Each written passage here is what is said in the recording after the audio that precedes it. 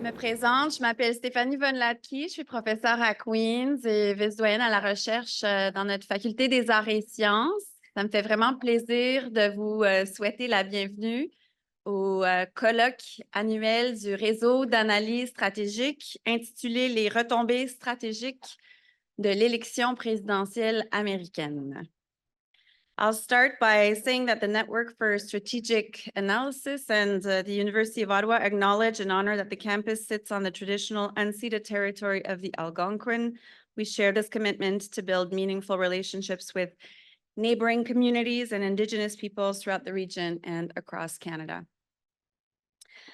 We host the annual colloquium of the Network for Strategic Analysis right here in Ottawa because of the proximity to D&D officials, Canadian Armed Forces, Global Affairs, but we've just spent a few days in Kingston, about 2 hours away from here, with 15 emerging scholars from the Network for Strategic Analysis. They completed 3 days of intensive training and skill building, ranging from media training to better understanding the challenges of doing field work and sometimes hostile environments, and military familiarization at CFB Kingston. So it's been a packed schedule this week, and it's reflective of the commitment of the Network for Strategic Analysis of supporting and fostering the next generation of security and defense experts. I also, want to point them out because I hope that you will go and talk to them, and I hope that they will use this opportunity to network. At this point, this is day 4 of their time with us. They're coming to the colloquium properly exhausted, but still, I think with some energy to still ask some questions and ask advice from the experts and mentors in the room. And I'll note that there are experts and mentors in the room who were also with us in Kingston to deliver this program of the intensive summer school. So they've been doing double duty. They're, we're in Kingston with us, and now they're on the program for this wonderful colloquium. And I promise to those mentors that tomorrow you get to go home. This is it. A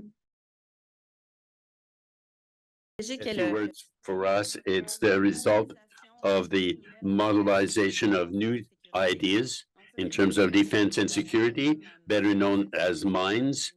It's from the Department of National Defense, and it supports these activities also for our searchers. Each time I have the opportunity, I'd like to remind you that MINDS is the first and I think the only network that is completely bilingual. So to mobilize this expertise in both languages has been taken by the network from the start, and we are all proud of this. Our first purpose is to have the 3 challenges for Canada right now. We have a co-director who oversees each one of these research. The first is the intensification of competition between great powers in terms of conflicts. The second is the reinforcing our capacities and the diplomacy and defense and development of partnerships within regional organization as well as multilateral and international. And the third is on the upheavals, local and world in terms of climate change. I would like to mention the contributions of some people in this room that will participate today. I want to thank the Strategic Council that helps us. That council helps us to make a bridge between practice and knowledge. And it's a good thing that between academics and to bring this expertise to stimulate and inform the debates with a larger part of the population. It's also this training that will help in terms of it helps us to network. So thank you for Daniel Jean and Arthur Wodzinski. Danielle will be the moderator for our roundtable on the evolution of the political and strategic environment, and Arthur will be the moderator for our first panel on resilience. I want to mention also Alexander Naska, Professor Naska. I saw him this morning. Alexander, it will take charge of the publication of our network. Thank you for taking this, and it will be one of the main aspects of what we do is we have events, but also we publish the hot points, strategic reports. So it's very important to have a strong leadership from that intellectual point of view. Also, he will be with us to moderate our last panels on international weakening of international institutions. During the last few weeks, you probably noticed that there's an impressionist doctor in Queens, Marie-Pierre Allard-Caron, and I just want to underline her contribution.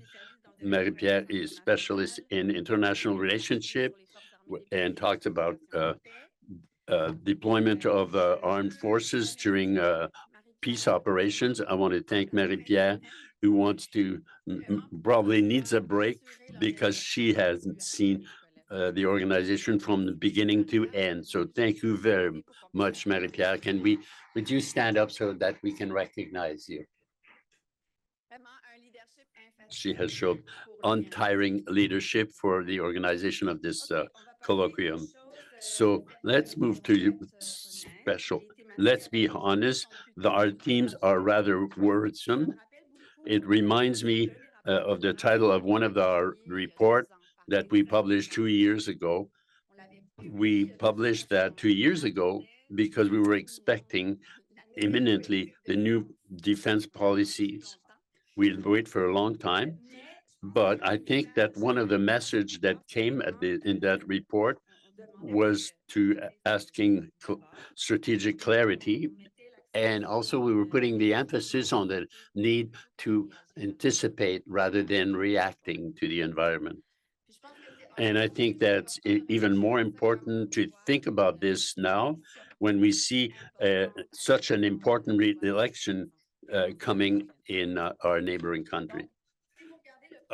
When we look at today's panel, you will see that we will talk about the challenges of mistrust towards public institutions, the growth of disinformation and their repercussions on the American withdrawal from international institutions, and in view of the different scenarios based on the next elections in the US.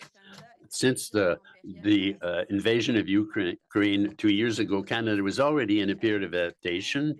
Something of the strategic choices that are described in our update to the defense policies or a strong and free North, we see a more ambitious vision in the North, in Indo-Pacific and NATO, and to the expense of withdrawing from UN. And so even though these geographic orientations are specified, it's not as detailed as we would like to see it. Some acquisitions are just an exploration stage, and a 22% target is certainly not there in the short or middle term. And also the crisis at the personnel military makes doubt the capacity of our defense. Within NATO, Canada may lose some ground, but the consequences could be more serious with our bilateral relationships with the US. Whether it's Trump or Biden as president, I think we can expect more pressure on Canada in terms of if that pressure will be expressed, and also whether NATO also there's a warning. We've seen it in Brussels We see it in the capitals. There's some anxiety as to the change of the next few months, in the next few months. So all this in the context of the 75th anniversary of NATO. In an update of our defense policies, we see also that there will be a reevaluation of what will be done in the next 4 years. It will be done every 4 years, along with an exercise of our national security. And also, it will be a recommendation that we did put forward together in our report, and by design and or default. And of course, we were happy to see that this decision came out because it makes us as a community to be in constant dialogue with our priorities in terms of national defense.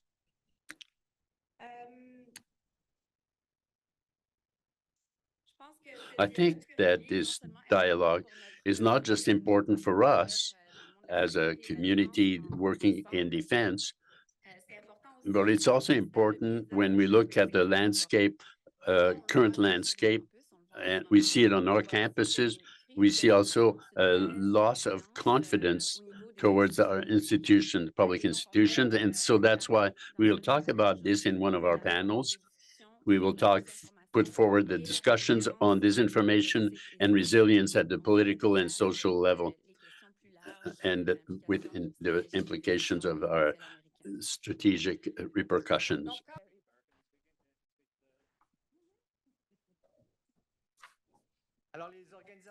So the organizers of this conference has thought that with the American election coming up soon, that it might be a good idea to invite the directors of the different research groups to discuss what would happen depending on the different scenarios in terms of strategic orientations for Canada. How can we anticipate and then adjust the pursuit of our interest in our principles? I must say that personally, it's a subject that calls me, because on the 14 years that I have been abroad, 8 of them were in the US, including 5 in Washington and 4 in Haiti. And it's very difficult not to be in Haiti and not see the presence of the US. I must say that the relationship, bilateral and the one that we have in the context of international security, is something that has preoccupied me very much. So I want to hear our 4 panelists today. Looking forward to hear. We have heard Larissa before talking about the importance of defining our interest. And even if we have no policy, but it's important to recognize the importance of the relationship we have with the US, and it would be very present here in any political review. So let me introduce our panelists. You have their biography with you. In International Affairs at Carleton's University Norman Paterson School of International Affairs. He's also the director of the Canadian Defense and Security Network, CDSN, which has led to his co-hosting of Battle Rhythm, the CDSN podcast. Really cool name for podcast. Thank you. Stephen will describe how he sees multilateralism on a razor's edge, given what could be the scenarios, outcomes of the election, and how it could affect the choices of strategies for Canada. Notre deuxième panéliste est Marie-Joëlle Zahar. Our second panelist is Marie-Joseph Zahar. She is operating and she's a fellow at International Research in Montreal. She is following the international. Marie-Joëlle will talk about the impact of election on how Canada thinks of it in multilateral. She will talk about NATO, the UN, and also talk about the participation of Canada to the consolidation of peace and fight against terrorism. Charlotte Duval-Lantoine is director in Ottawa of World Impact, where she is also a fellow. She is interested in military culture, and she has been leadership toxic and its impact on the gender integration in the Canadian forces. Charlotte will describe our organizational culture is not in tune with the requests that come from the geostrategic development. For instance, the transformation of digital transformation, recruitment, and the acquisition in terms of defense. That's something we heard in our first presentation. Also, we will hear as our fourth panelist, Lieutenant General, retired and former chief, who has a long career in military career in terms of its work. He is currently the president of the Association of Defense, and he will remind us that in terms of defense, that we like them or don't like them, the U.S. are important, and that in the current context, we are on the edge of the capacity of our difficulty to recruit. We could be in a situation quite difficult to face the request of American administration, because he will talk about what could be administration in terms of military diplomacy and also in terms of our different alliance and partnerships. Each one will have 10 minutes to start, and then we will go directly to questions. So you can prepare your questions. Engagement to the discussion the minute we finish. Without further ado, Stephen. Good morning. It's a pleasure to be here. I do have to have a bit of disclosure, which was not my introduction. I am an American as well as a Canadian. I've been here for 22 years, and I confuse people all the time how I use the words we, because sometimes I'm talking about the United States, sometimes about Canada, and I get confused about whether to spell defense with a C or an S still to this day. So I've got good news and I've got bad news. The good news is if Biden wins, U.S. foreign policy will mostly stay the same. The U.S. will remain committed to NATO, it'll remain committed to NORAD, and they will only be mildly obnoxious about the 2% thing. The protectionism that Biden has continued from the previous administration will continue. So we'll always have to try to figure out how to navigate that and try to get Canadian exceptions to all the trade kind of things. But the previous speaker, the keynote speaker, was right that the Senate is likely to flip. On the other hand, the House is also likely to flip. So it's likely that we'll have a split Congress no matter who wins the presidency next time around. The bad news is that if Trump wins, it will be, in one word, catastrophic. It'll be catastrophic for Canada. It'll be catastrophic for the world. It'll be catastrophic for the environment. It'll be catastrophic for the United States. The good news is that Biden's likely to win. The bad news is he may not. I'm less worried about American voters right now. I'm more worried about the American Congress, because a Congress controlled by Republicans might not recognize the election. So the January 6th last time around was not so much consequential in changing outcomes. The next time around, it might. So let me explain the Trump future scenario.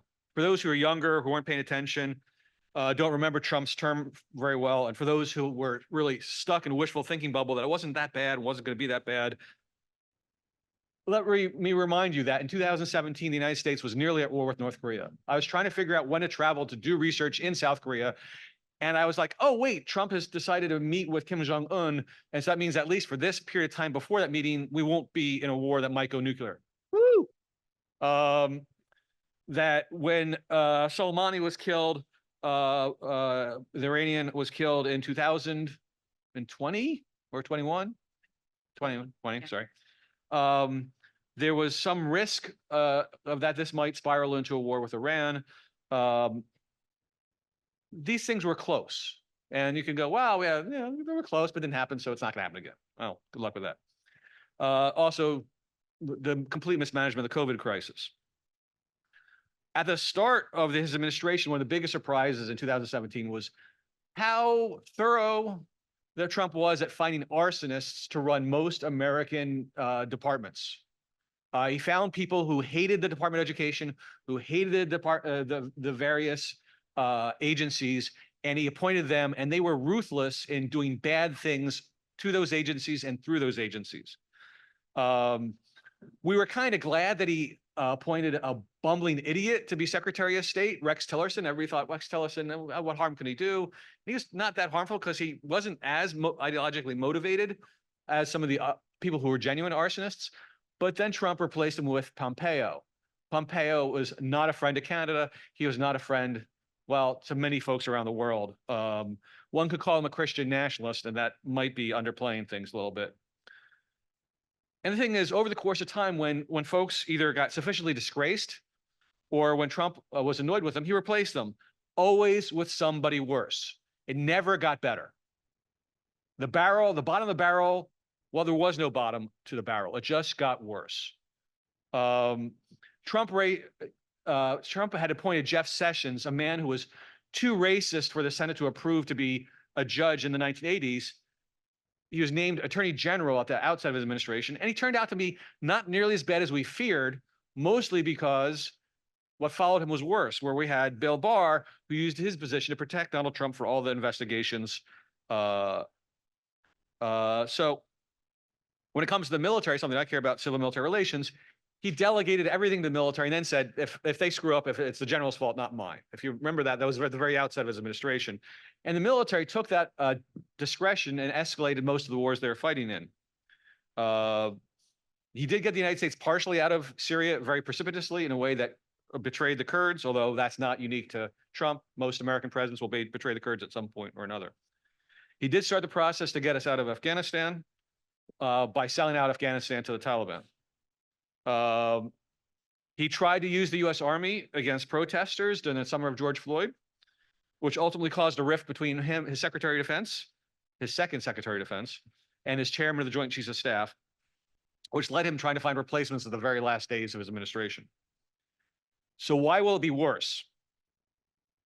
Well, we had a lot of confidence, overconfidence in the adults that were in the room the last time around. They were all pretty far right before. The names being mentioned now are some of the names that are, well, horrific, is the word I use. Mike Flynn could come back and become National Security Advisor or Secretary of Defense or well, not Secretary of State, that's unlikely. Rick Grinnell might be Secretary of State. The Germans just love the Rick Grinnell experience so much. He was so hostile to the country as the ambassador for, they were glad to see him leave. Kash Patel was somebody who was operating behind the scenes and was potentially a problem on January 6th. They're developing a long list of names, and they're not going to be any better than the people that were in place in 2020, and then the start of 21. They will be worse. The Heritage Foundation has a list of names and a list of policies, and they are, one of their aims is to replace not just the top 4 layers of every bureaucracy, which is what we do every 4 years, is the political appointees are replaced. They want to go all the way down and get rid of all civil servants, the deep state, who provide unbiased, objective perspectives to the government. Why does this matter? Well, Trump's primary motives are 2, and we didn't really take them seriously at in 2016, but they remain the same. They were resentment and profit. He made a lot of money off of being president of the United States. He's made a lot of money off being ex-president of the United States. But more these days is resentment. If you listen to his speeches, and I don't recommend it because they're very painful to listen to, it's all about his resentments. He resents everybody and everything. And he remembers when he was laughed at and resisted at NATO meetings, and when NATO resisted his bullying. He resents Justin Trudeau in particular because Justin Trudeau is a good-looking man. His wife seemed to be attracted to him, if you remember the pictures from long ago. This matters. Trump is not a deep individual. It's not about deep, complex thoughts. He is a resentment incarnate. And he remembers the jokes that were caught by Trudeau talking to Merkel and the other folks. And he likes to bully Canada because he's a bully, and people think that Canada is easy to bully. And he's not the only ones. Talk to the Saudis, talk to the Chinese about that. And we were not sufficiently differential. We didn't know our place in the world, according to Trump. The good news last time, he wasn't even aware of NORAD. His people might remind him now that Canada only pays a share of its defense for airspace, and I think NORAD's at great risk. And this comes to something that is a fundamental belief to him, which is every deal he enters into, the art of the deal, as his book was called, is about how best to rip off your bargaining partner. Everything is transactional, and it's a very narrow kind of transaction. How much can I get out of this, of exploiting the other?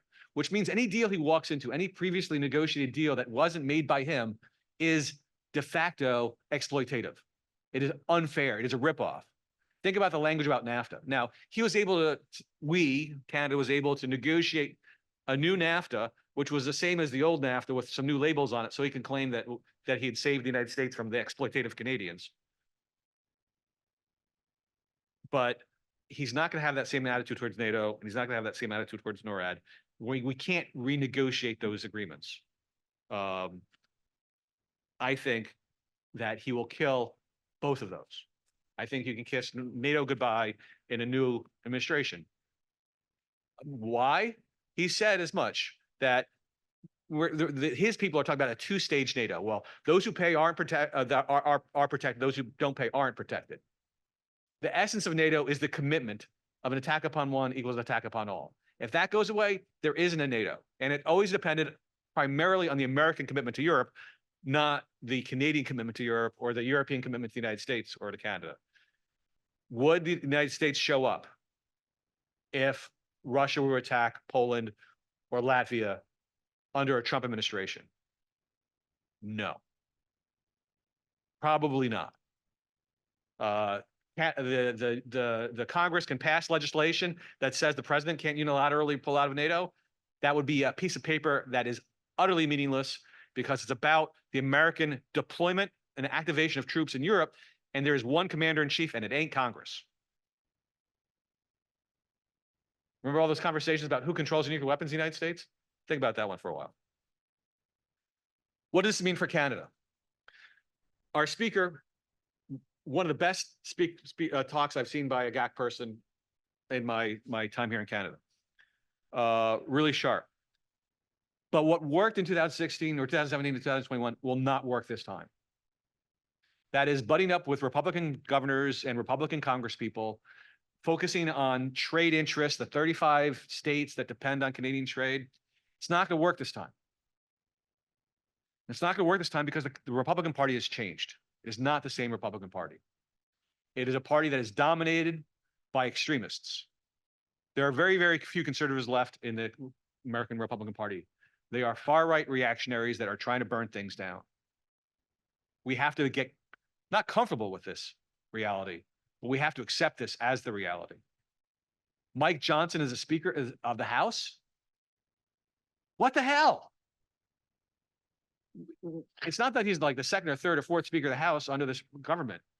It's not that he doesn't control his own people. It's that if you take a look at his own policy stances in his career, he's an extremist. He only looks moderate because the rest of the key actors in the party are so far to the right. That Marjorie Taylor Greene is dissatisfied with him does not make him a moderate. It does not at all. He's a Christian nationalist. He's a theocrat. Read his stuff. He wants the Constitution to be tossed out, and he wants to basically follow the dictates of whatever Christian nationalists believe, which is usually white supremacy. So can't rely on the modern Republican Party. It is broken. You can't rely on institutions. We learned last time that institutions don't work. There's a moment, a wonderful phrase, I believe it's a French phrase, emolument is a French word, I assume, where the president is not supposed to profit off of various enterprises while being president of the United States. Was that enforced by the Congress? Was that enforced by the Supreme Court? No. We had 2 impeachment trials. They went nowhere because the Republicans prefer to stay in power than to uphold any values or any institutions. And Trump learned extra institutional ways to behave. I didn't think you could move money around to pay for a wall from things that were budgeted to other things. Congress is supposed to allocate things very specifically. How did he move money from that to other things? I still don't understand it, and I teach U.S. foreign policy. Lastly, 2024 might be the last meaningful election that we have for quite some time. The Republicans have learned that their ideas are unpopular. And the best way to make sure that they stay in power is not by broadening their base by appealing to more people, but by narrowing the electorate to those who agree with them. Think about all the efforts that were made to try to upset the election of 2020. Think about all the primaries that have happened over the past 4 years where Republicans have competed, declaring that the 2020 election was illegitimate. Trump will not recognize a defeat willingly, no matter how big the spread is. And I worry about whether the Republicans in Congress will recognize the election if Biden were to win. Now, people might say, hey, Trump hates Trudeau, but he'll love Poilievre. And the first question is, who loves Poilievre? He's not a lovable person. The second is, he's still Canadian and Trump has contempt for Canadians, period. The third thing I would say is, how well does Trump get along with Ted Cruz? Because Poilievre is probably the closest thing, the American equivalent to Poilievre is probably Ted Cruz.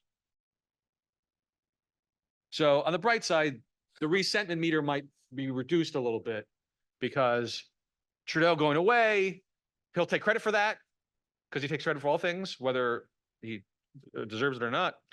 And so there might be something at first, but Trump had difficulty relating to even right-wing politicians in Europe. So I'm not sure that's going to buy us a lot of things. One last thing is I was in Europe for the past 3 months in Berlin. I did some travel, talked to a lot of people. Europe has no plan. They are terrified. They have no plan. They have a plan to think about planning, kind of like our submarines, which shouldn't fill you with any kind of reassurance at all. Thank you. Thank you, Stephen. I think Marie-Joëlle, avec cette anticipation de scénario tellement encourageante, qu'est-ce que ça va vouloir dire au point de vue multilatéral? Yeah, I was wondering how one follows from this doomsday scenario, which does, however, feel in many ways very analytically grounded. So I'm going to shift to French. I've decided to see what would the Canadian policy look like after the elections. And of course, the election of Donald Trump is not close to anything but the initiatives. It could go even further. It would appear is that what I want to say is secondary to this, because I look at the result of the election on multilateralism of Canada and how Canada acts. I want to defend the idea that the American, whatever the result, whoever wins, Canada will have to review its position in terms of its commitment to. And 24th April was saying that on multilateralism, that in currently multilateralism was constitute our best hope to maintain peace and stability. But we need to see that this isn't difficult on questions that have to do with Canada, but also in more general things on which we have no control. For instance, on one side, the international architecture resulting from the Second World War is part of the between its whether it's the conflict in Ukraine or the general security. For instance, from the rupture from the colonial type, more and more members of the UN are putting in question their liberalism. They see it as an instrument to push the forwards of Occidental powers to intervene in the internal business of national countries.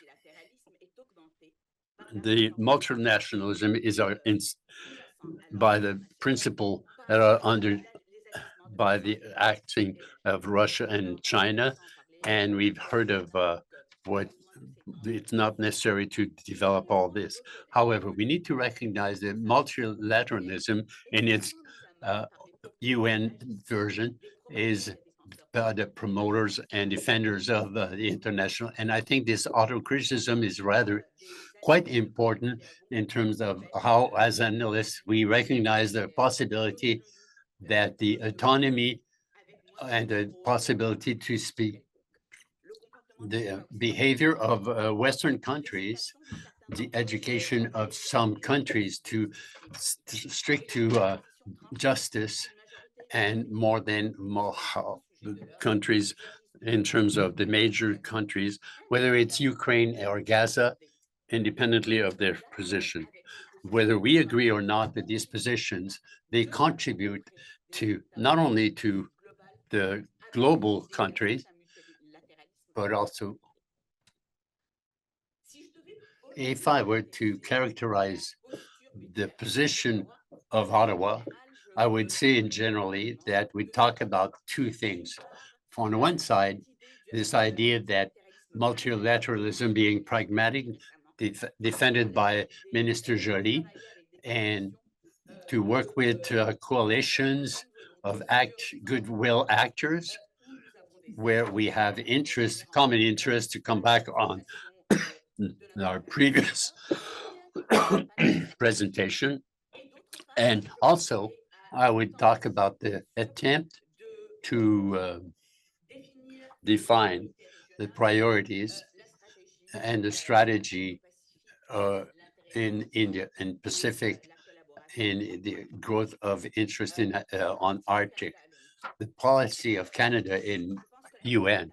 I think the question is important because for a long time, the organization was privileged as a result of the multilateral action of Canada.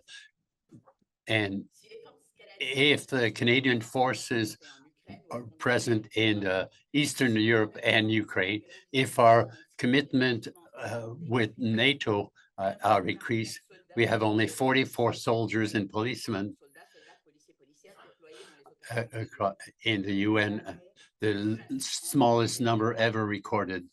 And if our contribution is not the only based on numbers, but also the symbol is strong.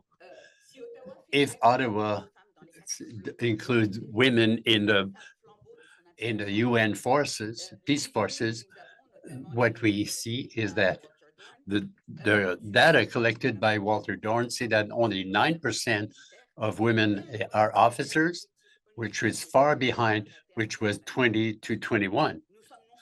Not only are we on the low, but also we have 14 women in uniform, while there was 21 under Harper. The pace is just common everywhere. The figures are much positive when we talk about documents. And it's still in ninth position, and it contributes to contribute millions of the American dollars for peace, the parts of the UN nations on the financial of activities of unity to mediation. But in spite of all this, the only contribution that is constant and significant in the UN since in the last few years is a contribution to the UNDC to the fight against terrorism. In Canada, it's about 1% of the activity. We'd say that it's not much, but it's interesting to see that during the pandemic, in 21 and 22, our contribution was almost tripled to 1.2 to 1.4 US dollars at a moment when our commitment everywhere else were being reduced. So in perspective, at the General Assembly for Ukraine, and I would say again that independently of the founding of this, the multilateralism as applied in the consolidation of peace can be and is perceived by many countries as similar to other countries, Western countries, those submitted to the same criticism in terms of a disputable multilateralism. In terms of whether it is a the catastrophic scenario that was described by Tim or the return to Biden, the commitment of Canada will be affected by the changes in terms of our relationship between Ottawa and Washington. There are already signs saying that the American reactions to us, and for those who are not Canadian, for the first time, we have received a letter by senators, both Republicans and Democrats, fustigating Canada for having its defense budget because we would have 1.76 instead of 2% of our commitments in terms of our commitment to defense to NATO. If we see also that, as Canada said, that the anti-Canada rhetoric in the US will force us to answer to those criticisms, and the fact that Biden will have to be careful about it is quite possible that the security, economic and security from an economic point of view could be already affected by the American attitude under Biden's administration, will have affected our budget in terms of whatever international multilateral policy and the Canadian priorities on this topic. We had major cuts in terms of recentering our expenses since 2023. It affects mostly defense and Global Affairs Canada. Already, we had a coalition of about 70 organizations that had seen 4% reduction in the help for development. The government had announced the strategy in Canada, and before the event of October 7, there was an addition of another for financing for humanitarian help to answer to the insecurity of the political and climatic situation. So what is my conclusion on this is that, in fact, our priorities, our budgets will be even more influenced by the expectations of our neighbors from the South. Canada will therefore be less present to UN as it is now, which would be a great mistake in terms of applying our pragmatic international politics by developing goodwill partnerships as promoted by Minister Joly. When it's a question of Canada is already, and other countries are using that freedom to China and Russia that take advantage of that situation in Africa, or when it's perceived as a position in regions like Middle East to take hold in these countries and in these regions and to propose themselves as alternative partners in the consolidation of a certainty that I put under quotations because it goes against not only the values that we continue to defend, but also the principles that are dear to us and that we want to continue to promote, but also the interest and the expectations of populations. So to come back at what was said this morning, we need to define our interests to protect and promote our values. And the question in this context here is the UN continue to be for Canada an important tool to the implementation of multilateralism? If the answer is yes, it is my answer, but it's not necessarily those of Canada itself. So Canada is a good organizer and an excellent coordinator of action on an international. We continue to be active at the UN to continue to participate in the reformation of this organization, not only of the Security Council, but also of the rebuilding and strengthening the confidence and trust that is necessary for the pragmatic diplomacy to operate, and instead of growing. Thank you. Thank you, Marie-Joëlle. I think that we, as you mentioned, we can already agree that with the expectations of Canada in terms of defense and security, it will be there, whether it's in terms of challenges at the multilateral level, in our partnerships and alliances, as it was already mentioned. So Charlotte, I think that you have concerns about our organizational culture and our capacity to answer to those new demands. Yes, it will be a bit difficult not to be as defeatist as Steve was, but I will try to, I will put a bit of solution to just see that although I'm French, English is my first language in terms of defense, so I will speak in French, but I apologize for any mistake because it's an exercise, a new exercise for me. I would like to start by summarizing quickly the geostrategic situation that the Canadian Armed Forces are in a policy. There are three tendencies right now: climate change and its effect on the Arctic and North Canada, the challenges international and the changes of conflict. The armed forces are proposing solutions in their policies and their concept in terms of the use of the forces, a document that hasn't been published yet.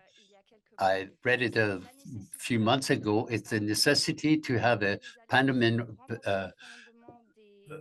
formation and to strengthen the forces in the north.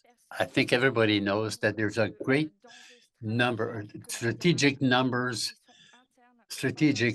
challenges internal to Canadian forces that will prevent the realization of those. The first problem is the problems in recruiting and retention of forces.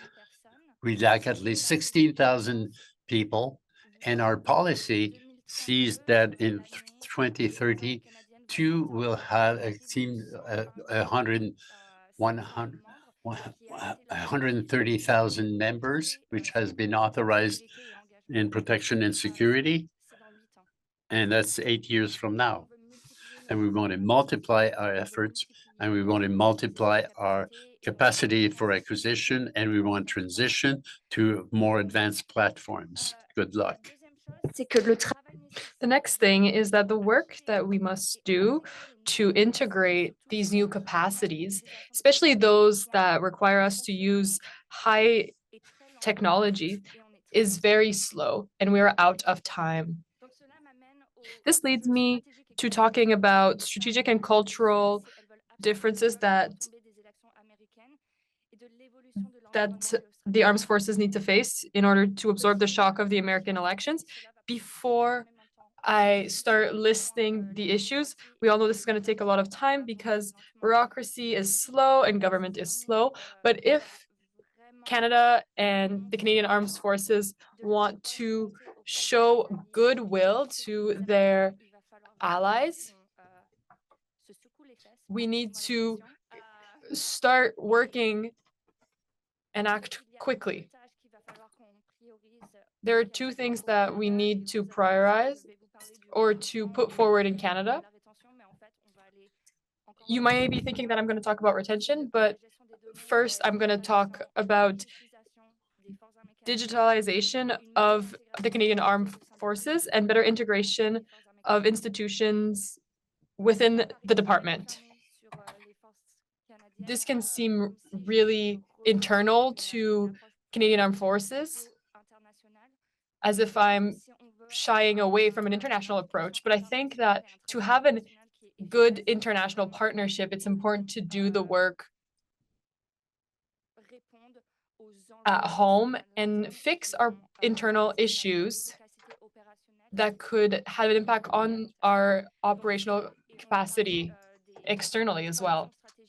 We'll talk about 3 strategic mission: the international Brigade in Latvia, and we also have one in the Indo-Pacific region. We may have many plans and many strategies.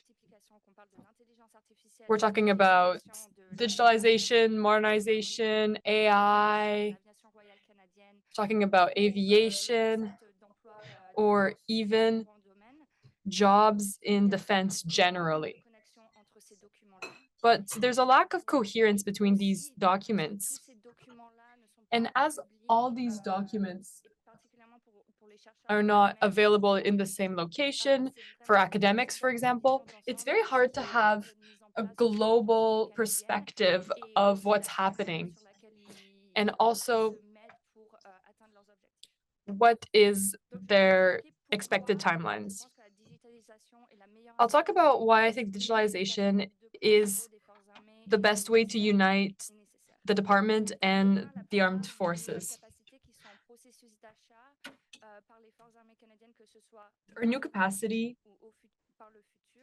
for now or for the future, will require us to use high technology. So currently, Canada doesn't have the right technology to use these abilities. So first, F-35s.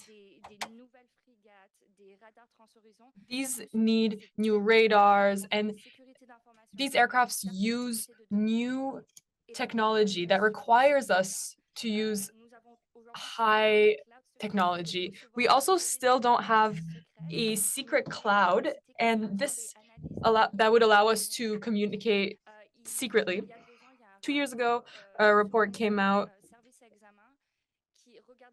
that considered the management of secret information within the armed forces. The Canadian Armed Forces does not know how much ammunition they have. There has been times where the information needed to be revised to do transfers between different units.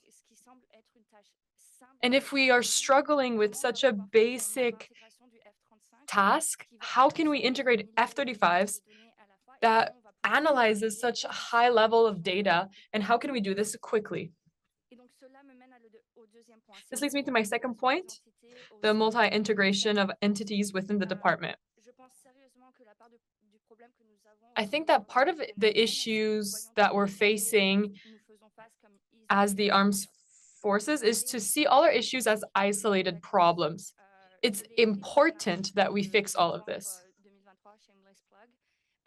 In my 2023 review, I said that all our problems are connected. We can't deal with our retention issues or recruitment issues as separated issues. The Canadian Armed Forces have adopted the approach of working separately without sharing the information, and this has a limited capacity. We've been using the system for 30 years now,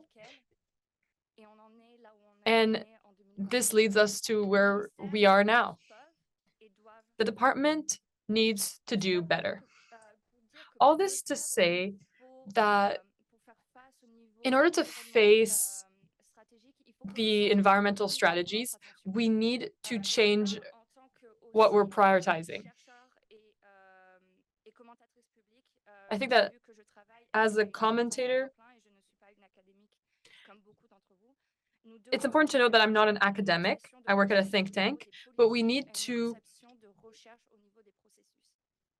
start doing research in terms of policies. We have the right policies, but it's important to implement things. We are still setting up Canada First approach. The Canada First approach was the Harper government's approach that was released in 2013. Yes, yesterday the minister made an announcement on pilot training. This was a project that was first talked about in 2013. It should not take this much time to implement projects such as this one. To absorb the shock of a second Biden or Trump mandate, in the context that we're currently facing with this anti-Canada sentiment in the US, it's important to bid on our promises and to do so strategically. I'm talking about the connection between public servants and the armed forces in Canada and in the US. I don't agree with Steve about the future of NORAD. I started working at CGAI under the Trump presidency, and a binational agreement was truly on creating NORAD, because truly we see that modernizing NORAD is a military action, not a political action. And I think that we can bet on modernizing NORAD if we start truly implementing the projects that we need to implement in order to move forward on this. It might seem simple. We have to work on improving our processes. We need to keep going forward. This is an essential step. Thank you. Thank you, Charlotte. Guy, you worked with Americans. You have been taking a close look at, as part of your work with the think tank that you currently work for. So what do you think about Canadian strategies? But I would also like to ask Guy to talk to us about something that Stephen mentioned. I was there when we first made the transition to the Trump presidency. And one thing that the American side did at the time was that Trump at the time surrounded himself with military men, and talking with these people wasn't that different than under the Obama administration. Stephen said that things won't be the same with the second mandate of Trump. So I'd like to ask Guy to talk a little bit about the relationship between our military and the American military. First, I would like to thank you for inviting us. It's always a privilege to be here, especially with the conference. Hello.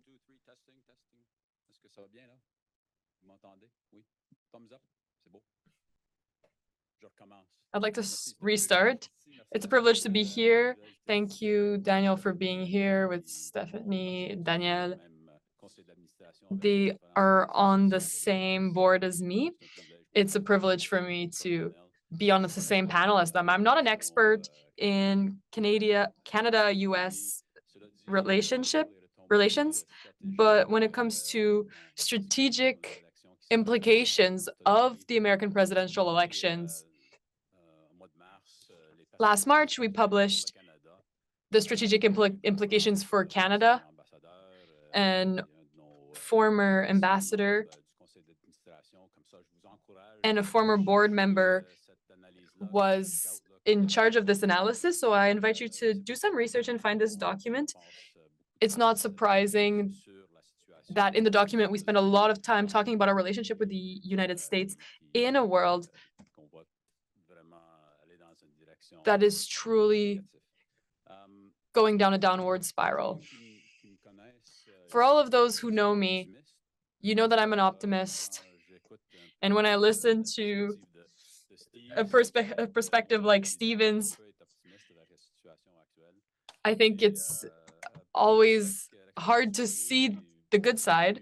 But with my 40 years of experience as a member of the Canadian Forces, I was able to work side to side with Americans in the context of our alliance with NATO and with the agreements that we signed.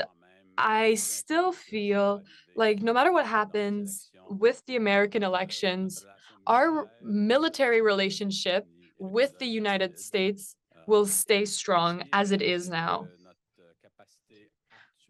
What's true is that our current capacity and this has been the case for a while now, we have not been investing in our Canadian forces institutions, we will never be a military global superpower.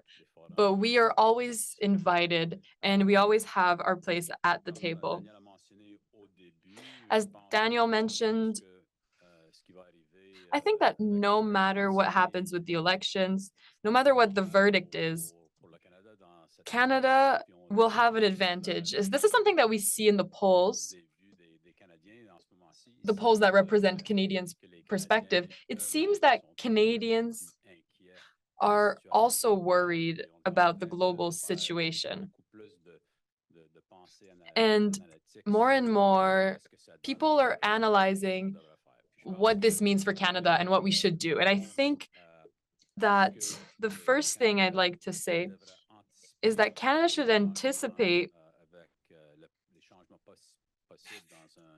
in the context of the possible changes ahead with the American elections, is to ensure that we're clear on Canada's perspective on the international situation.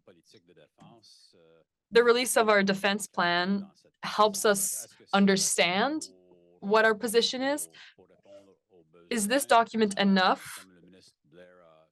Like the Minister Blair has said, there's more to be done. And I think that considering the letter that came from the American Senate, this letter that encourages us to do more,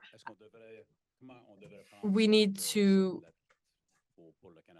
understand this letter. How can we really understand the meaning of this letter as Canadians? I think at the 75th meeting for the 75th anniversary of NATO, we will really understand what this means.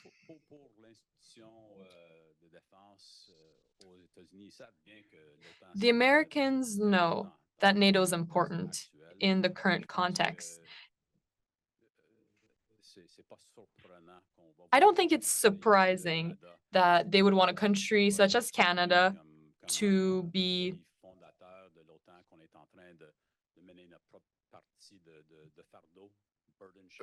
really sharing the burden of the cost of military actions with NATO. And I think in this context, we need to see the letter and understand that Americans know that we're doing something, but that all members of NATO need to do their part.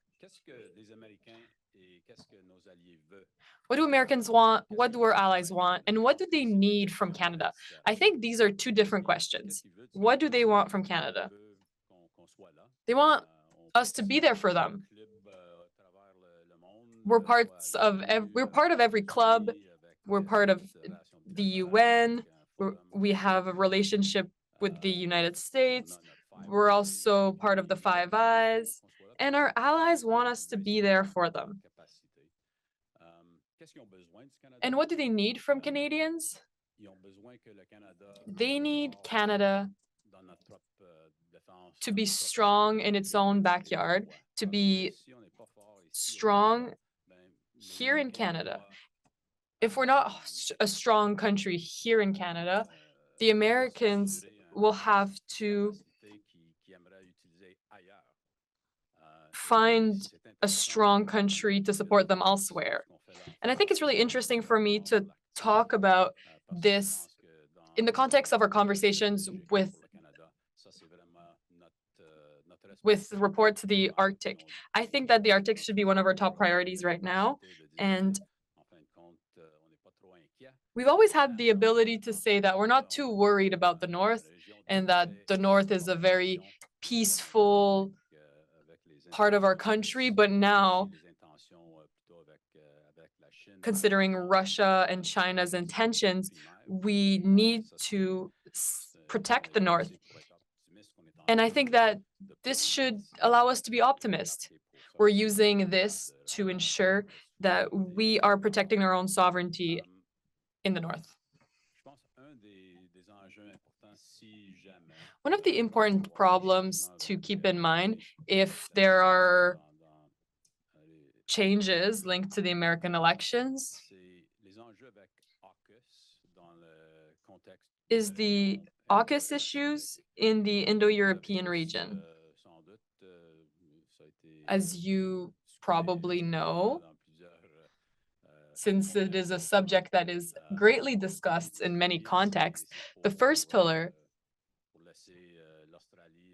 is to allow Australia to use nuclear submarines. Canada is not part of this market. No matter what the Prime Minister might have said, we are not in that market. We are not involved with nuclear submarines. But the second pillar of this initiative is linked with technology. Many technologies are targeted in order to be moved forward. This project is more of a partnership than an alliance, and I think that Canada wants to be a member.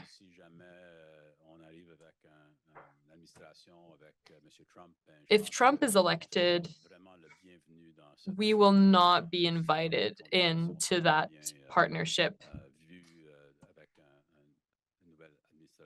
as we might not be seen as well as we are seen currently. So I think for Canada, we might not be invited by the Trump presidency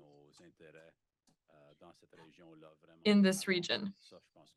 So I think that's a risk that we need to consider. With NORAD, I don't think that there's an issue. I don't agree with Steve at all. NORAD is not a risk. We need to do our part. We need to keep going, keep mobilizing. This work has already started. There's more work to be done. Our defense policy has the right hints set out in front of us. There are many programs to study the situation, but I think we are well positioned to move forward in this program in a bilateral way. And this is in the interest of Americans as well, to ensure that they are protected from the north side. And finally, with NATO,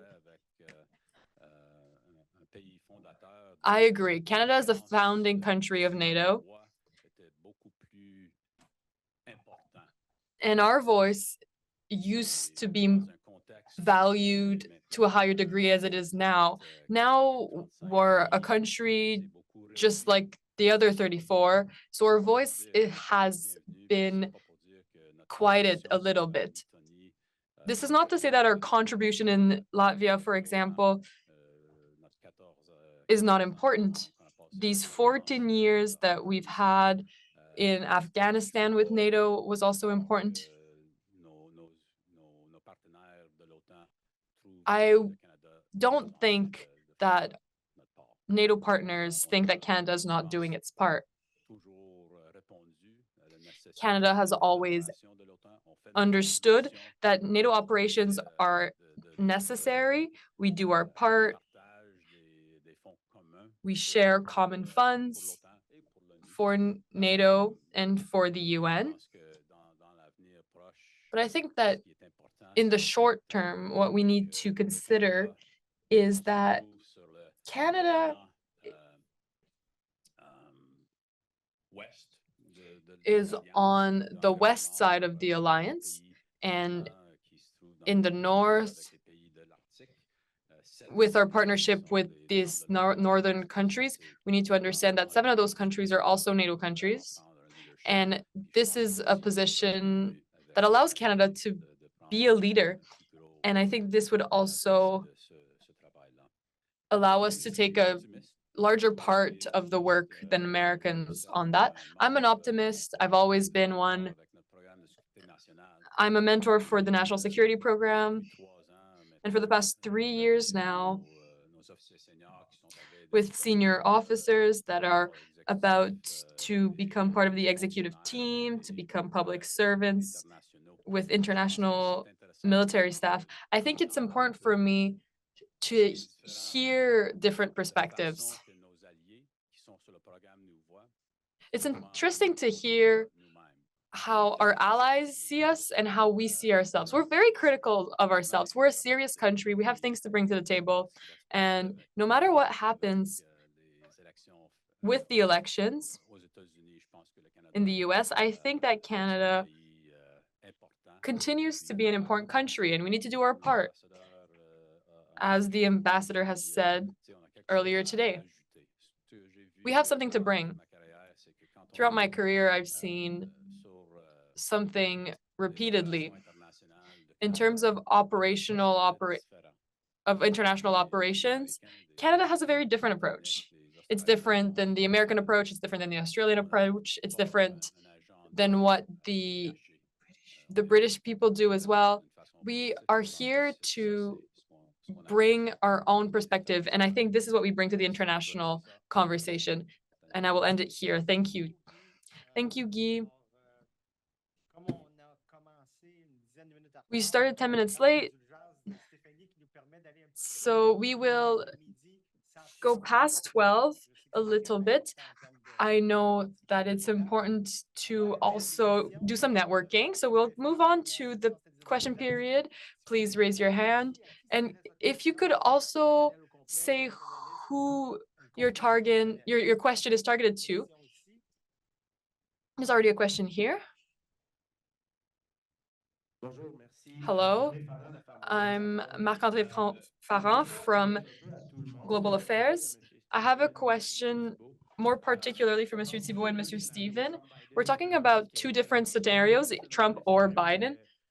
Personally, the scenario that makes me wake up at night is an extended election. We all know that Trump will not accept the result of the elections unless he wins. We already see some building blocks in the southern states of governments that are challenging the authority of the federal government in the United States. What has me worried is what happens if some states see Trump as a winner and other states see Biden as a winner? What impact could this have on the American army? As we've seen on January 6th, many former members of the American Armed Forces were arrested after the events of January 6th. So what would be the impact on the US American if there was a break of authority like that? And my second question is for Madame Zahar and Madame Duval-Lantoine. As we've seen in 2020 and as we still see it today, one thing that Canada has to offer on the international stage is our expertise about the United States and the way that we understand the United States. Someone has said that the Europeans don't have an action plan for a Trump election. I would say that the European plan is currently to copy Canada's plan. So how could we use this advantage that we have on the international stage, our connection to the United States, to on that in-between scenario? Sure. So I think you're asking a really important question. If you remember to the last election, the chairman of the Joint Chiefs of Staff, Milley, made it very clear before the election that the US military had no role to play in the outcome of the election. And it didn't have a role on January 6th. Now, there's a distinction between those who serve and those who are not serving. The ones who don't serve don't have to follow orders and can show up and cause problems.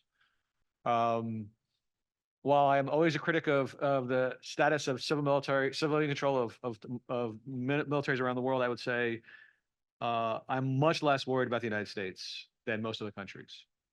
I don't think the United States military is going to put its thumb on the scale. And so if we have an election where Biden is reelected, but some southern states don't like this, they will pass legislation that they will dare the Supreme Court to run against them. Of course, the Supreme Court will go, hey, we love you guys. So that's not going to be an issue either.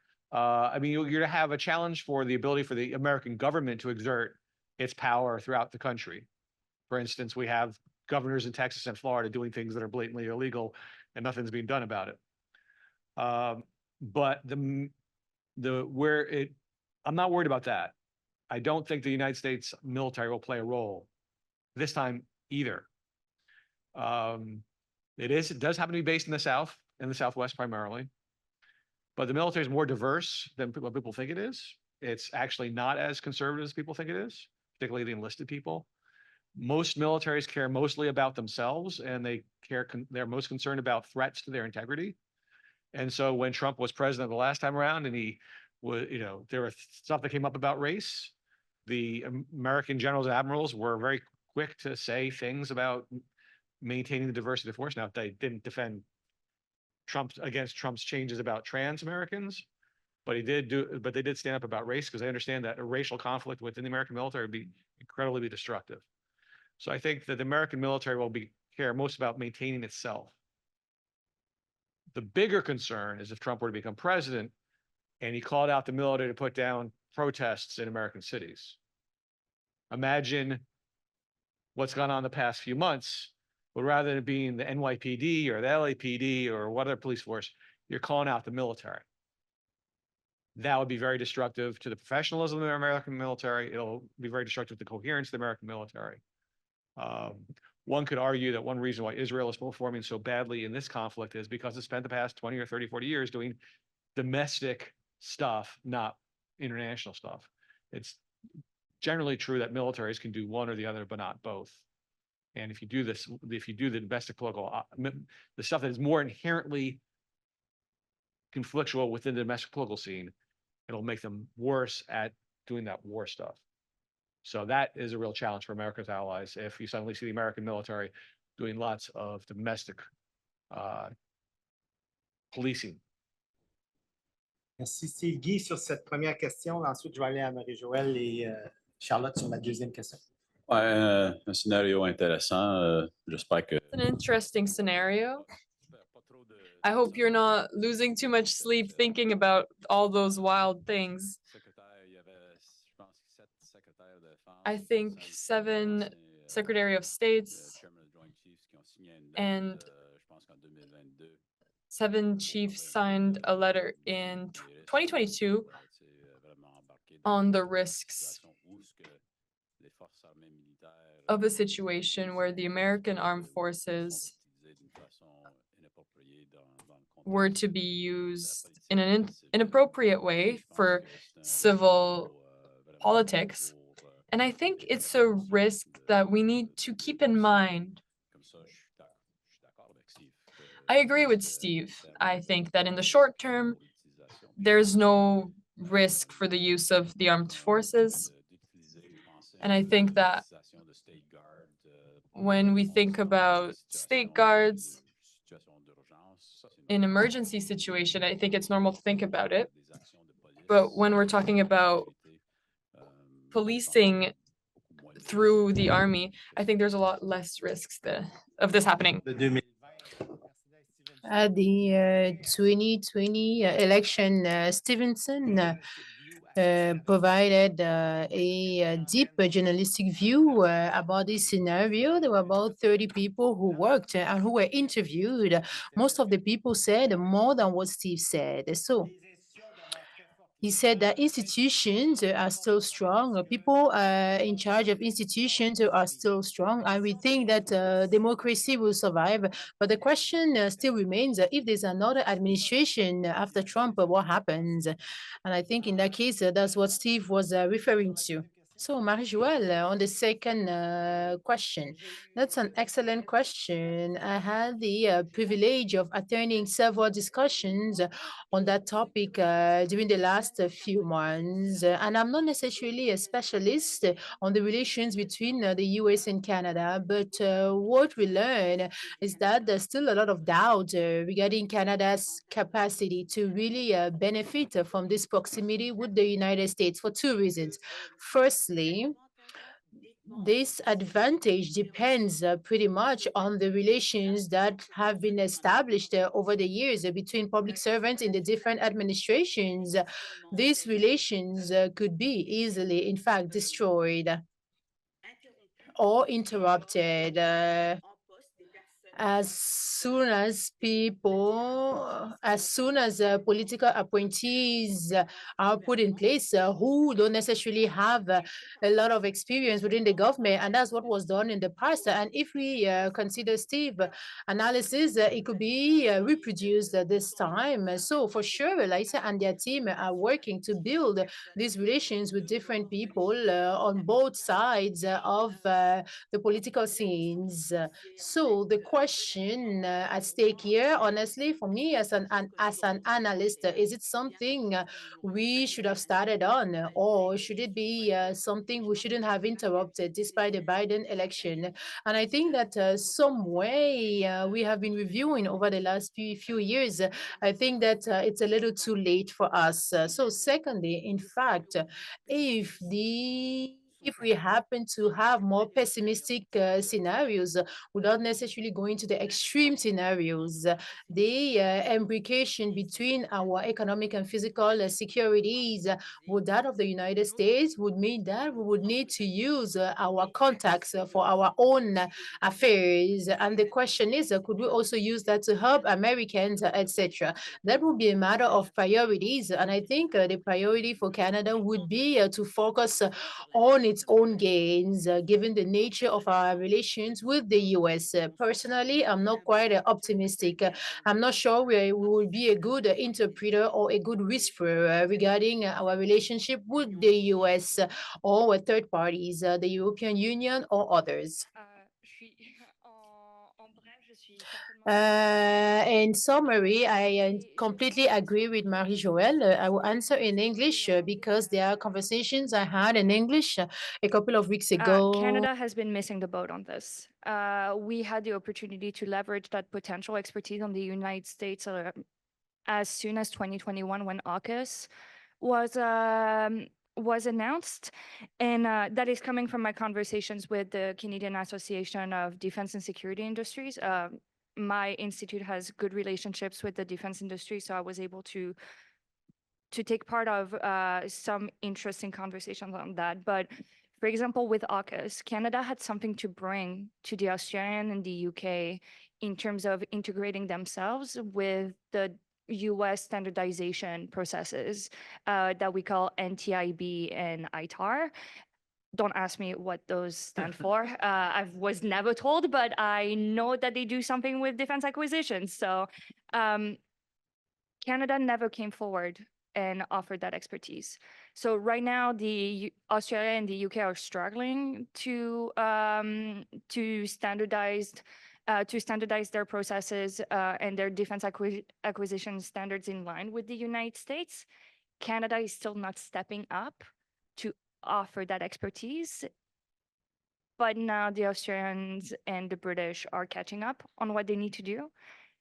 So we missed the boat. And then on non-security related stuff, but more on trade. So NAFTA is going to be, the new NAFTA is going to be renegotiated in 2026. And with the Brookings Institution back in September, my institute organized a roundtable on, okay, how do we go about this? Like, what's our plan? And we had one of the assistant deputy ministers assigned to trade strategy. He said that Global Affairs Canada was not thinking about it right now. It's like, we'll cross that bridge when we'll get there. It's 3 years from now, and knowing the machinery of government that moves very slowly, we should have thought about this like a little bit earlier. So the next best time is now. And I would say now it's your prerogative to utilize what you say is your advantage, that is expertise on the United States, and offer it to our partners. But we have not been leveraging that for a long time. And is once again our processes fit for purpose to have Global Affairs Canada and the Department of National Defense offering that expertise to NATO, the UN, and the European Union? That is a different question, and I don't think we're there.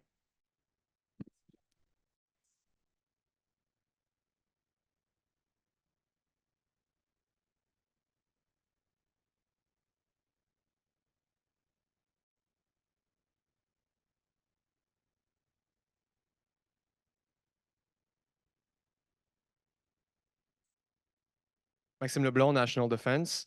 I'd like to hear more about your perspectives on NORAD. I don't think it's going to be business as usual under a Trump administration, but to what extent do you think it would impact NORAD? Do you think they would maybe be tempted to place more responsibilities under Northcom or renegotiate the NORAD agreement in full to likely our great disadvantage? Thanks. I guess Threw the grenade, so you I gotta threw the catch it. I don't want to catch it. I'll throw it over there. I think that we were very lucky last time around that Trump had the same imagination of Canada that the average weather map has, which is if you're in the United States, look at the weather, all weather stops at this magical line. They don't have anything in the weather map north of Canada. I'm always like trying to figure out what the weather is when I'm in the United States. And when I'm going back, I'm like, Unless it's smoke. well, yes, the smoke coming down, or if it's the Aurora Borealis, then they pay attention. But he wasn't really paying attention to NORAD last time. And the thing is, there wasn't anybody whispering in his ear, prompting him to think about it. And I haven't looked at the Heritage Foundation's endless document about how to burn everything down. But that's worthy of attention, is looking at what are the think tanks and provocateurs who are closest to the Trump folks and seeing what they're talking about. As I said, any deal that he did not negotiate, he considers to be a ripoff. If it's a 50-50 deal, he'll say, well, Canada's got a larger Arctic than we do, so they should be paying for 97% of it. Or something like that. Again, there's two parts to this. One is he doesn't like any deals, so I want to renegotiate and get a better deal. And then the question is, how do we negotiate that in a way where we can fool him into thinking he got what he wanted without changing anything, like essentially what NAFTA was. I'm not sure that will work this time because, again, if he's successful at repopulating the entire U.S. bureaucracy, there'll be people below him that will have a greater imagination about how to mess things up. And the second thing is that NORAD, like NATO, depends on the American willingness to show up in a crisis. That is the deterrent. And if you have a president who is either considered a paper tiger by the Chinese or considered an ally by the Russians, or useful idiot or puppet by the Russians, I don't know. We didn't actually use the word Putin in any of our conversations. Then, well, I'm not sure what's going to happen. I did mention to Danielle that Michael Flynn was Trump's national security advisor for the first month of it, despite all the warnings Obama gave to them about how compromised he was. Not just crazy, which everybody I've talked to who's ever interacted with him says, but compromised, an agent of the Russians, an agent of Turkey. Imagine if he had been national security advisor for all 4 years. Who's he going to pick in the next time around? Respectfully, I disagree. So I have the perk of You're not talking about Flynn, you're talking about Nora. about Nora. No, Flynn is cookies for Cocoa Puff and has gone in the deep end on QAnon. So please, let's not have him. But I actually think that he might be a liability for the Trump administration because he's QAnon now. So I don't think that Trump is going to be too keen on that. But to go back to Steve's point on the Heritage Foundation, I have the perk of having a laptop on me right now. So I decided to do a little Googling. And the most recent report published by the Heritage Foundation on NORAD is titled, NORAD Surveillance Capabilities and Responsiveness Are Sound. It's our national security team that needs a makeover. And so sorry, Steve. And it's talking about the Chinese spy balloon flying over North America and why it took so long to shut it down. And it's because like the chain of communication and the chain of command was a little bit slower. Like we might, if something like that happens, I don't know if we're gonna have a NORAD that is more responsive or less responsive or going rogue. And one thing that I'd like to note is, contrary to what a lot of Canadians believe, the fact that it's an American airplane that shut down the Chinese spy balloon has nothing to do with Canadian capabilities. It's what was there like in the air that was able to shoot down something very quickly. Like it has, I mean, Canada has capability problems for sure, but in this context, we cannot say Canada is behind because it was like a common US-Canada decision and Alaska Command of NORAD that made that decision. The thing is that right now, even though Canada is behind on some of its NORAD modernization, there is a strong buy-in from the leadership within both the US Air Force and the Royal Canadian Air Force and the NORAD commands and US NORTHCOM to move forward on NORAD modernization. And I'm not just talking about generals, it's colonels, lieutenant colonels, it's majors. There is a strong buy-in from both countries. And I would be cautious not to view the NORAD agreement at the same level as NAFTA, because we're talking about a trade agreement compared to a binational command. And in the same way that NORAD is not entirely comparable to NATO, because NORAD is integrated militarily, and there's also an additional perk for NORAD is that its headquarters are not in Washington, D.C. It's in Colorado Springs. And so it's going, like this distance will be helpful. And also like this distinction between US NORTHCOM and NORAD, I don't see it as much as I used to back in 2020. Here, my think tank did the conference on NORAD modernization at the beginning of this month on May 1st. And we're seeing that NORAD and US NORTHCOM are working step in step as well. They don't see themselves like entirely independent from one another. Because they understand that they need each other's data and capabilities to move forward. The command and control is different, but they know that they need to work together. And the Americans have a keen sense. And I think we're seeing that also among Republicans are annoyed with Canada. They see Canada as part of their national security apparatus and defense, whether they like it or not. Like look at when people are ranting about terrorists coming from Canada. So there is an incentive there if they don't like Canada that much to still find a way for their own defense to be protected, and NORAD is part of it. And that's the only way that the United States have kind of a lever to control the defense policy in Canada. I'm not saying like that is the case right now, but we might see actually something more forceful than a collapse of NORAD and its renegotiation. Because it is binational in nature, it's integrated in nature, not like NATO and the new NAFTA. And also another thing that we might see is the United States coming to Canada and be like, more money, please, which is going to be a political issue more than implementation of NORAD, because right now we have the investments in place and we're moving forward on implementing them.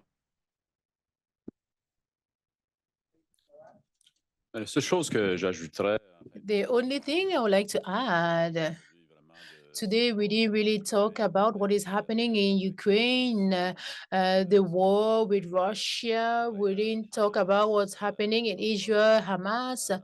We didn't talk about whether we can plan with China. Given the American-Canadian relations, our bilateral relation, our bilateral command we have with NORAD, I think that given the strategic issues for American. not a problem that they need to add to the rest of the problems that they're going to have to confront. So, I'm thinking a little bit, even like in terms of everything that the administration is going to have to kind of focus on when they come in. They're inheriting a world on fire. And, so even though, Canada, in that context, they may have folks that have issues with whether we're doing enough or should be doing more, or should be contributing more. I can't see these being the issues that will be front and center for any new administration coming in. It's $2.5 billion US of trade per day across the border. That's in their interests. And I think that to me, the defense and security issues of North America are kind of an area where it's in the strategic interest of both countries to continue to work on that. The threats are changing. We get kind of new nature of threats to the continent. And so I just can't help but say this is kind of something that they're not going to want to kind of mess with in terms of the other issues that need to be fixed. And so from my perspective, that's where I think we kind of, it works to Canada's advantage in this kind of strategic context. We're not the most important issue that the Americans need to deal with, but rather we could be part of actually helping them with some of the challenges that they do face.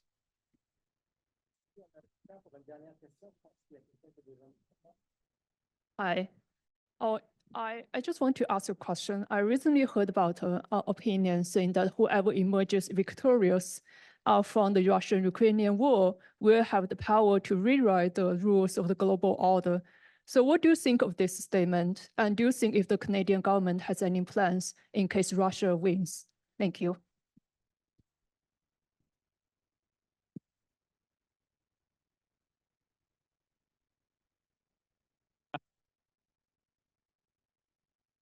So the question is, what if Russia wins? I think right now we're facing a bigger challenge to the international liberal order right this moment, not so much about Russia winning, but the contradictions between stances on Ukraine and stances on Gaza. That the reaction, the American reaction and the Canadian reaction to a certain degree to the ICC stuff of the past week or two does not play well in the rest of the world. If you take a look at the map, I was really surprised, and I've been studying international relations for 30 years, so I guess I'm not reading enough. But when they show the map of the world after Norway, Spain, and Ireland recognized Palestine, note 2 of those countries kicked our butt in the latest who gets a UN Security Council seat thing. There might not be an accident about that. And when they recognized Palestine, they joined almost the entire planet, right? The only countries that don't recognize Palestine at this point are the United States, Canada, Australia, and New Zealand, Japan, and a bunch of European countries. But the rest of the world doesn't. The rest of the world recognizes Palestine. And so I think one of the biggest challenges is how we've seen the global South react to the invasion of Ukraine. NATO's fault. Versus how they're reacting to Gaza, where they're watching very, very graphic pictures of American bombs being dropped on Palestinians. And Israel faces a tough challenge of how to deal with Hamas, but the particular pathway they've chosen the past 6 months has done no favors for international rules-based order. And so I think that's a bigger challenge right now. If Russia wins the war, China took Tibet 50 years ago, 60 years ago. That didn't really make that much of a ripple. So I'm not sure. I think there's, it's less about the rules-based order and more of just what does it mean for Poland, Latvia? What does it mean for Europe to have to try to figure out how to thwart or deter the Russians, particularly if Trump becomes president and they can't rely on the United States anymore? I think that's the greater challenge for that. Anybody else want to comment? Marie-Joëlle? I may actually jump in since Steve opened the door. Sadly, there are certain things that as an Arab Canadian academic, I don't feel as comfortable saying nowadays that I used to 7 or 8 months ago, but you opened the door. And I do think that, again, that's what I tried to say in my statement earlier on. No matter what we think about, you know, the rightful cause of what was happening, you know, to the Ukrainians and the importance of, you know, Ukrainian sovereignty and what have you, we cannot continue to think that this is the most important issue for the rest of the world. For the rest of the world, this is but one issue among many. And thinking that this is going to determine the way in which the world order is going to be rewritten, I think is first of all wrong for all the reasons that were already highlighted, but also dismissive of the importance of continuing to think that there are 150 plus countries in the global south that are increasingly important demographically, some of them economically, and some of them also in terms of defense. And if we don't think about that and don't think about how to engage with them, that's where I think decisions on how the world order gets rewritten are going to be made. It's in whether or not we succeed in moving from just talking to our friends and friend shoring to engaging in a principled way, in an interest-based way, but that does not completely dismiss our values with those who today feel like they've been either played or abandoned by us. Si, Marie-Joëlle, est-ce que, oui. Thank you, Marie-Joëlle. Okay, Charlotte. The rules-based international order that was created after World War II existed during the Cold War, and a lot of shenanigans happened at this time. And I don't know how else to put it, but the respect to the rules-based international order was not entirely a thing during during the Cold War. And I want to put that in a sarcastic way because like otherwise we will all cry. But I think that if we continue working at it, we'll be fine at the end. Like I think that the most important thing is like we do not take it for granted. But I think that like if we're talking about the war in Ukraine and its outcome, we need to address one big piece now and after is the lack of accountability at the international stage, but also something that we're seeing like within the United States, within our own country, actually in Canada and across the world. And I think that that's going to be the big piece that we're going to have to try and resolve if we want to have a rules-based international order that can survive the shocks that we've been seeing this past few years.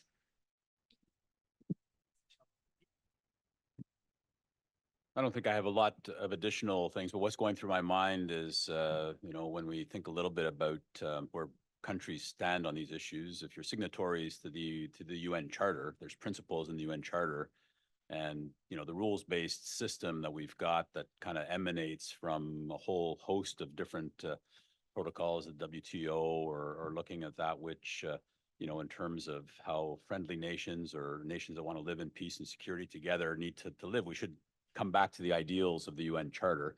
So, you know, I'm in favor of rebalancing, going from a unipolar kind of world dominated by the United States to a, you know, a multipolar world where we're respectful of kind of Africa that's got a burgeoning population and countries like China and India that, you know, are important countries. And, you know, we need to find the right way to kind of reset, I guess, the international protocols, which will govern how we work and live together for the new world, because it does seem that what was built out of the embers of the fires of World War II doesn't match what we need for the future going forward. And so United Nations Security Council, where we've got a veto of countries who ultimately, when we look at these conflicts and we can't agree on action because of the fact that there's a veto, you know, I think it's an anachronism. It's something that we have to sort of look at, that in a multinational, multilateral kind of context, this clearly isn't working for us. So actually, I'm kind of in favor of something new emerging from all of this, and hopefully there will be something positive that comes out of when these conflicts end, that will kind of take that next step to kind of come back to the ideals that was set out, I think, on the principles of the UN Charter.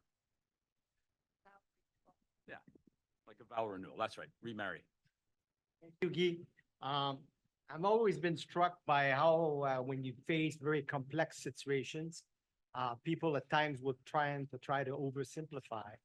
And we started with our panelists, this conversation on potential scenarios of the US election and what it may mean.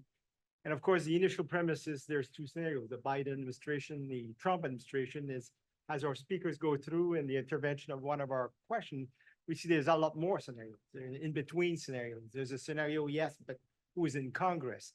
There's a scenario if Biden wins, or what does that mean for some of the recalcitrant states of the South? Hence, in my view, the importance of scenario analysis. understanding all these various possibilities and nuances and see what are the best way to play our strategic advantage and what are our liabilities in terms of preparing for whatever may be the outcome. Merci beaucoup à tout le monde et puis bon déjeuner puis bon réseautage.